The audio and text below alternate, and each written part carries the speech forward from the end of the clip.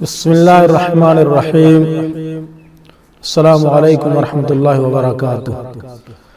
الحمد لله نحمده ونستعينه ونستغفره ونعوذ بالله من شرور أنفسنا ومن سيئات أعمالنا، ومن يهده الله فلا مضل له ومن يضلل فلا هادي له، وأشهد أن لا إله إلا الله وحده لا شريك له، وأشهد أن محمدا عبده ورسوله.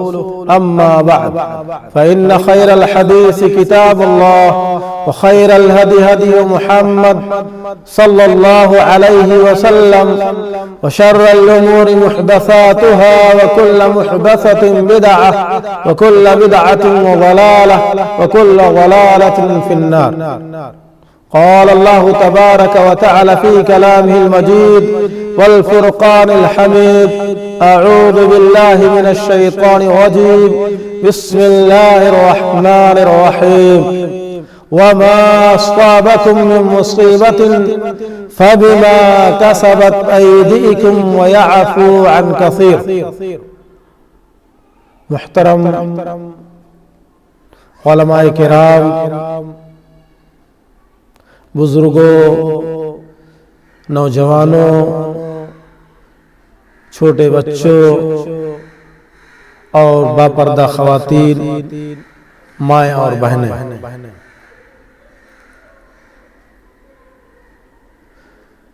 مولانا صفی الرحمن صاحب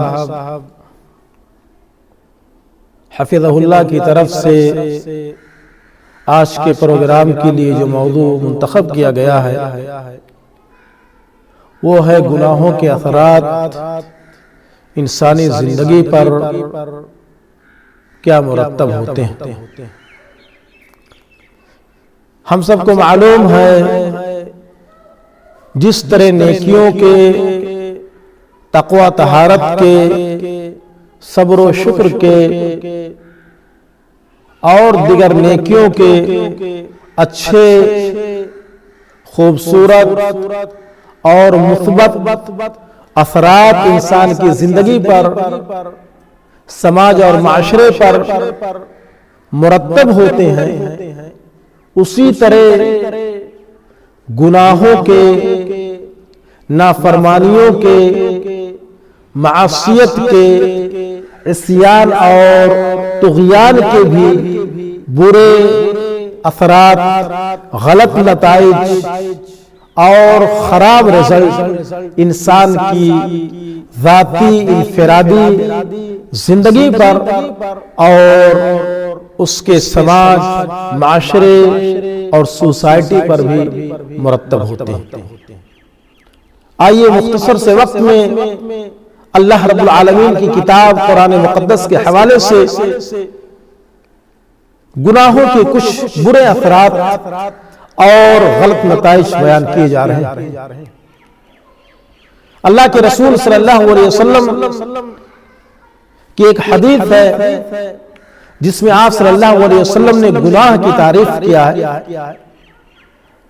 آپ صلی اللہ علیہ وسلم کے ایک صحابی رسول ابن سمعان رضی اللہ تعالیٰ عنہ دریافت کرتے ہیں آپ صلی اللہ علیہ وسلم سے کہ اسم کسے کہتے ہیں، گناہ کسے کہتے ہیں؟ آپ صلی اللہ علیہ وسلم نے ارشاد فرمایا: الاسم ما حاک فی صدرک وکرہت ان یطلع علیہ الناس۔ گناہ کی یہ تعریف ہے کہ گناہ وہ ہے جو دل میں کھٹکے، دل میں چبھے، دل کو بے قرار کر دے، انسان کے اندر بے چینی لا دے۔ اور اسی طریقے سے گناہ وہ ہے کہ گناہ کرنے کے بعد انسان کو یہ برا لگے، اسے اچھا نہ محسوس ہو کہ کوئی دوسرا آدمی اس کے گناہ کو، اس کی نافرمانی کو، اس کی معصیت کو اور اس کے برے کام کو جان لے۔ اللہ کے رسول صلی اللہ علیہ وسلم نے یہ گناہ کی تعریف فرمائی۔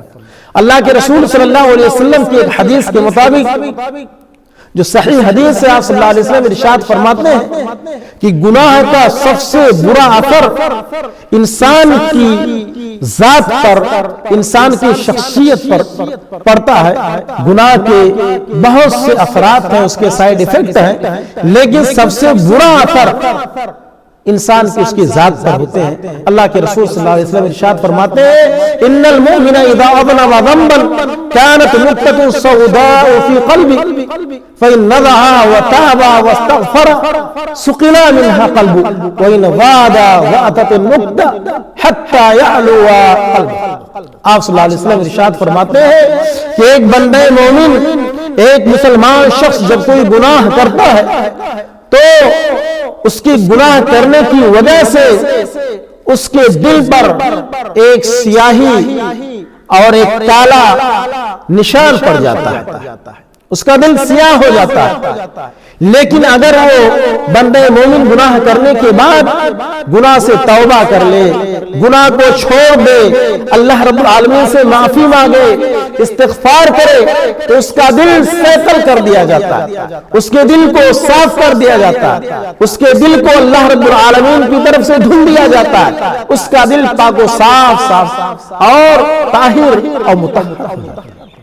لیکن اگر بندہ مومن گناہ پہ گناہ کرے، معصیت پر معصیت کرے اور برائی پر برائی کرتا جاتا ہے، وَإِنْ غَادَ زَادَتِ النُّقْطَةِ، اگر وہ برائی پہ برائی کرتا جاتا ہے، اضافہ کرتا جاتا ہے نافرمانیوں میں، برائیوں میں، تو اس کا پورا دل سیاہ ہو جاتا ہے۔ اسی کا حوالہ دیتے ہوئے آپ صلی اللہ علیہ وسلم ارشاد فرماتے ہیں، اسی بات کو اللہ رب العالمین نے قرآن مجید کی ایک آیت کے اندر رائم سے ذکر فرمایا، فَذَلِكَ غَيْنُ الَّذِي ذَكَرَ اللَّهُ سبحانه في كلامه كلا بل ران على قلوبهم ما كانوا يكسبون۔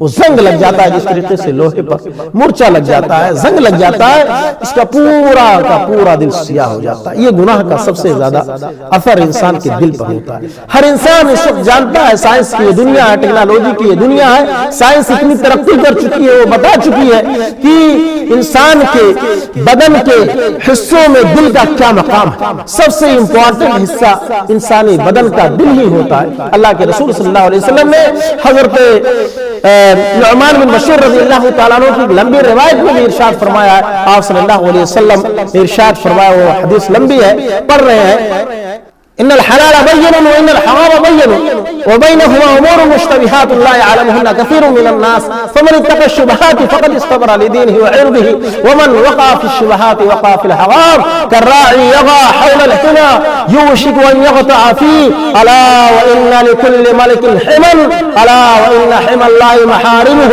الا وان في الجسد مضغة اذا صلحت صلح الجسد كله واذا فسدت فسد الجسد كله۔ صحیح بخاری اور صحیح مسلم کی روایت ہے۔ آپ صلی اللہ علیہ وسلم نے اس طویل حدیث کے آخری حصے میں فرمایا ہے کہ خبردار، جسم کے اندر گوشت کا ایک ٹکڑا ہے، ایک لوتھڑا ہے، جب وہ گوشت کا ٹکڑا اور حصہ یعنی دل صحیح سالم رہتا ہے، صلح الجسد کلہ، تو پورا بدن صحیح سالم، قوی، توانا، مضبوط اور مستحکم ہوتا ہے۔ وَإِذَا فَسَدَ الْجَسَدُ كُلُّهُ، اور جب وہ جسم کا حصہ اور ٹکڑا گوشت کا لوتھڑا خراب ہو جاتا ہے، فاسد ہو جاتا ہے، برا ہو جاتا ہے، پورا کا پورا جسم اس کا خراب ہو جاتا ہے۔ الا وہی القلب، آپ صلی اللہ علیہ وسلم ارشاد فرماتے ہیں وہ گوشت کا ٹکڑا، وہ حصہ، وہ جز خبردار دل ہے۔ اس لیے دل کی تطہیر اور تزکیے کے لیے، اس کی صفائی کے لیے اسلام نے بہت زیادہ زور دیا ہے۔ گناہوں کا سب سے بڑا اور سب سے پہلا اثر دل پر ہوتا ہے۔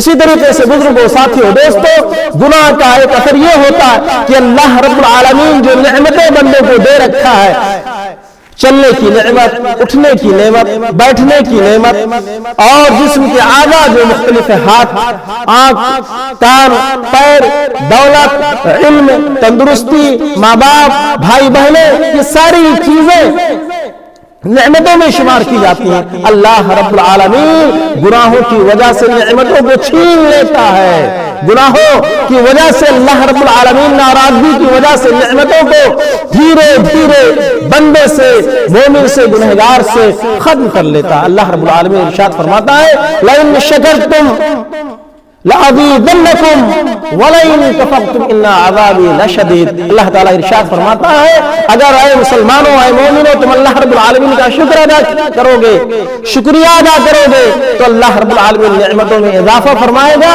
اور سنو اگر نعمتوں کی ناشکری کرو گے، ناقدری کرو گے، اللہ رب العالمین کا شکریہ نہیں ادا کرو گے تو سنو اللہ رب العالمین کا عذاب بڑا سخت ہے، بڑا بھینکر ہے، بہت بڑا اور خطرناک عذاب ہے۔ اسی طریقے سے بھائیو دوستو، گناہوں کا ایک اثر یہ ہوتا ہے کہ انسان پر مصیبت، پریشانی، تکالیف، آلام، یہ ساری چیزیں بھی اللہ تعالیٰ اتارتا ہے۔ اللہ تعالیٰ ارشاد فرماتا ہے وَمَا أَصَابَكُم مِّن مُّصِيبَةٍ فَبِمَا كَسَبَتْ أَيْدِيكُمْ وَيَعْفُو عَن كَثِيرٍ۔ بہت صاف اور واضح صریح آیت اللہ تعالیٰ ارشاد فرماتا ہے اے بندے تمہیں جو کچھ بھی مصیبت اور پریشانی لاحق ہوتی ہے جسمانی طور پر، مالی طور پر، کاروبار میں، تجارت میں، دکان اور مکہ میں، ہر طرح کی مصیبت جو تمہیں لاحق ہوتی ہے، پہنچتی ہے، تو یہ تمہارے ہاتھوں کی کمائی کے نتیجے۔ مصیبت اور پریشانی کی وجہ اللہ تعالیٰ بیان فرماتا ہے ہمارے برے اعمال کے نتائج ہوتے ہیں، ہمارے خراب اعمال کی شامت ہوتی ہے، ہمارے برے اعمال کے رزلٹ ہوتے ہیں، جس کی وجہ سے اللہ رب العالمین ہم پر مصیبتیں نازل فرماتا ہے۔ اللہ تعالیٰ آگے ارشاد فرماتا ہے عفو کثیر، اور اللہ رب العالمین بہت سارے نافرمانیوں کو اور گناہوں کو معاف فرماتا رہتا ہے۔ احادیث میں آتا ہے کہ اگر اللہ رب العالمین بندے کی گناہوں کی وجہ سے، نافرمانیوں کی وجہ سے دنیا ہی میں، اس کی زندگی ہی میں سزا دے، عذاب دے، تو ایک بندہ پانی کے معمولی قطرے کے لیے، ایک ایک بوند کے لیے، ایک ایک گھونٹ پانی کے لیے ترس جائے گا، مر جائے گا، لیکن ایسا نہیں۔ اللہ رب العالمین غفور الرحیم ہے، اللہ تعالیٰ غفار ہے، اللہ رب العالمین ستار ہے، اللہ رب العالمین رحمان ہے، رحیم ہے، خطاؤں کو معاف فرماتا رہتا ہے۔ لیکن حدیث میں آیا ہوا ہے کہ اللہ رب العالمین بعض گناہوں کی سزائیں دنیا میں ضرور دیتا ہے،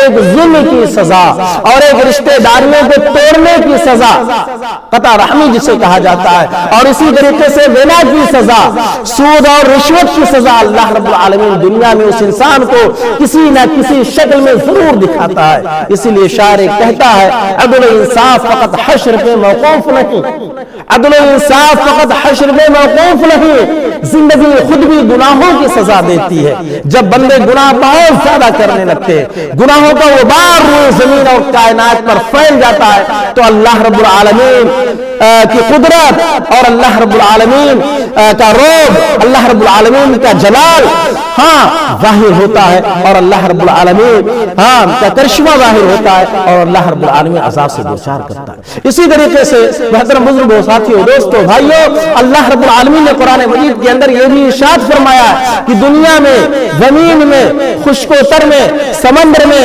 اور کائنات میں جہاں کہیں بھی کوئی خرابی، جہاں کوئی بھی فساد، جہاں کہیں بھی کوئی بگاڑ، جہاں کہیں بھی کوئی افراتفری، سیلاب، زلزلہ، اور اسی طریقے سے ندیوں میں، سمندر میں، دریاؤں میں تھپیڑے، جو لہریں اٹھتی ہیں، کہیں پہ آگ وغیرہ لگتی ہے، سیلاب کے ذریعے سے جو کھیتیاں تباہ ہوتی ہیں، ان ساری چیزوں، ان ساری خرابیوں کا سبب جو بنیادی ہے وہ ہمارے اعمال ہی ہیں۔ اللہ تعالیٰ ارشاد فرماتا ہے ظہر الفساد فی البر والبحر بما کسبت ایدی الناس لیذیقہم بعض الذی عملوا لعلہم یرجعون۔ اللہ تعالیٰ صاف طور بھی آیت کے اندر ارشاد فرماتا ہے کہ دنیا میں جو بھی زلزلے، جو بھی سونامی، جو بھی طوفان، جو بھی قہر خدا بندی، جو بھی سیلاب یا بیماریاں یا پریشانیاں، مصیبتیں لاحق ہوتی ہیں، اس کی صرف اور صرف وجہ ہوتی ہے بندوں کی نافرمانیاں، بندوں کی خطائیں،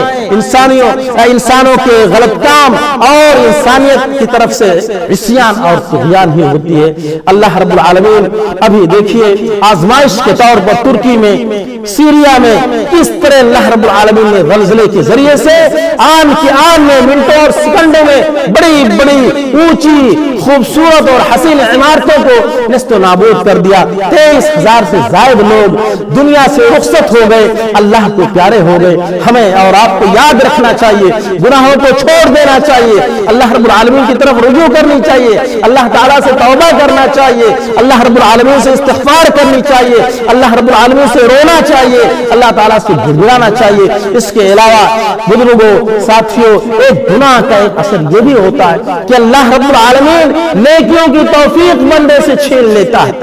کتنے انسانوں کو دیکھا جاتا ہے گناہوں میں اس طرح ملوث ہوتے ہیں کہ اللہ رب العالمین انہیں نیکیوں کی, اچھائیوں کی, عبادتوں کی, تقوی و طہارت کی, زکات و صدقات کی, خیرات کی توفیق بھی چھین لیتا ہے. کتنے بدنصیب آپ دیکھیں گے کہ اذان ہوتی ہے, 5 وقتہ نمازوں کے لیے مومن اذان دیتے ہیں, ایک وقت کے لیے بھی نماز پڑھنے نہیں آتے, جمعہ کی نماز نہیں پڑھتے ہیں. کتنے لوگ ہیں گنہگار جو عیدین کی نماز نہیں پڑھتے ہیں. رمضان المبارک کا مقدس مہینہ آ جاتا ہے, گزر جاتا ہے, روزہ ہی نہیں رکھتے ہیں, پورا سال گزر جاتا ہے, ختم ہو جاتا ہے, قرآن مجید کی تلاوت کی توفیق نہیں ہوتی ہے.